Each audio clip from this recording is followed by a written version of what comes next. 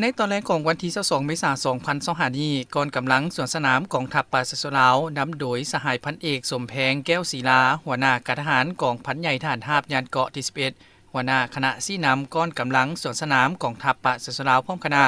ได้นำพาก้อนกำลังสวนสนามกองทัพปราศสลาวฝึกซ้อมเดินขบวนสวนสนามตัวจริงอยู่ตัวเมืองนครโฮจิมินห์สาธารณรัฐสังคมนิยมเวียดนามในท่ามกลางบรรยากาศฝดฟื้นที่ปวงสนสาวเวียดนามจำนวนหลงหลายล้อท่าหับสมการเดินสวนสนามของบรรดาก้อนกำลังกองทัพปราศสลาวก้อนกำลังสวนสนามกองทัพเวียดนามและก้อนกำลังสวนสนามกองทัพกัมพูเชีย